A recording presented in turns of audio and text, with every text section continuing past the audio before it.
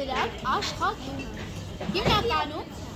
Հիմնականում մենք սա օգտագործում ենք արևային եղանակներին եւ նաեւ հիմնականում ամռան։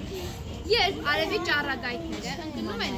ապակի կուտակվում են այն վերևի հատվածում։ Երկաթե հարմարանքները տեսնում եք։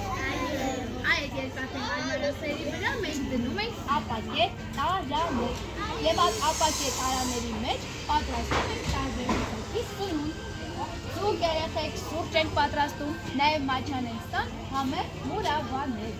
Հիմա եկեք Մարիկնից հասնենք, տեսնենք, տնային պայմաններում ձուկը ինչքան ժամանակում է պատրաստում։ Այո։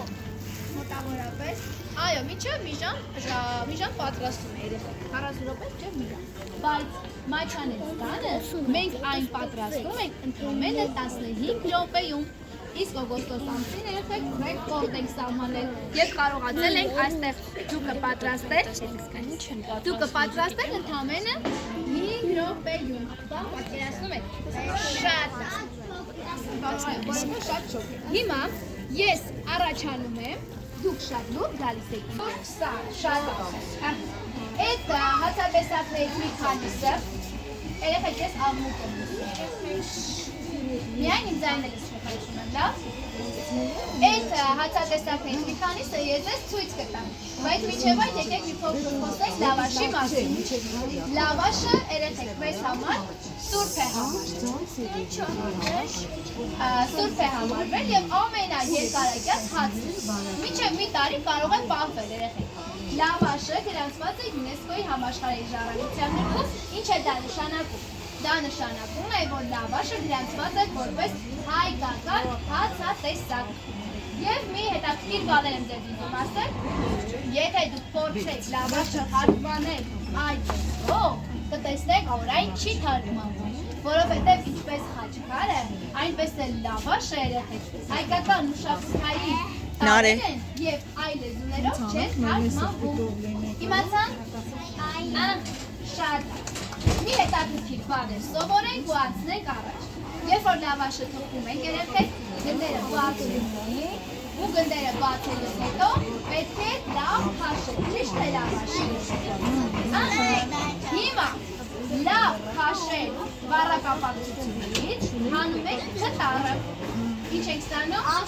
Չէ, լավ քաշելից ենք հանում։ Լավ քաշից, լավ աշ ենք ստանում, ճիշտ է։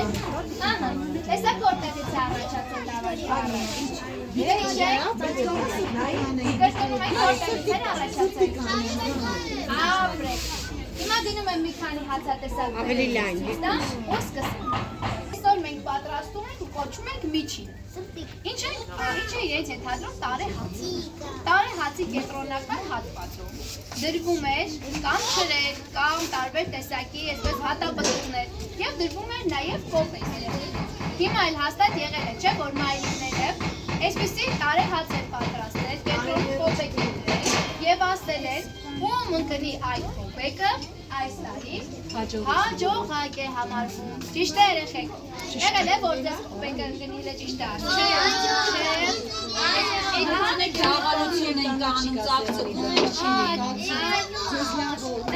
Երեխեք մի հատ բան եմ ասում տարեհացի հետ կապված։ Տարեհացը սովորական մասից չենք ապրենք։ Պետք է թխվել միայն տան մեծի կողմից։ Ամենամեծ տատիկը պետք է իր ձեռքով թխել տարեհացը։ Եվ այլ։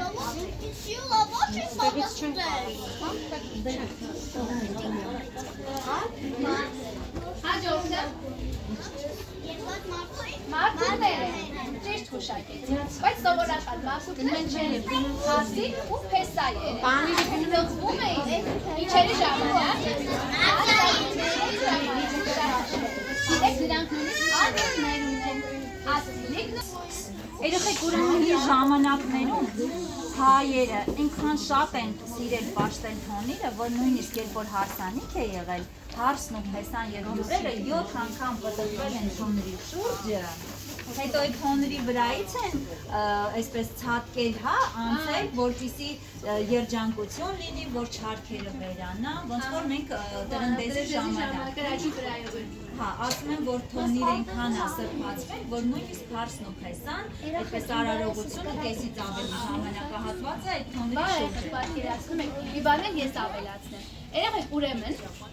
հացը սուրբ էր հավարվում, ես դա արդեն ձեզ ասեցի։ Ու գետին չէին գցում, կամ չգիտեմ, որ չէին վնասում։ Հաստատ եղել է ձեր տատիկները, մայրիկները, Վիկուշ։ չէ, բայ հացը գետին մի գցիր կամ աղբամանը մի գցիր, ճիշտ է։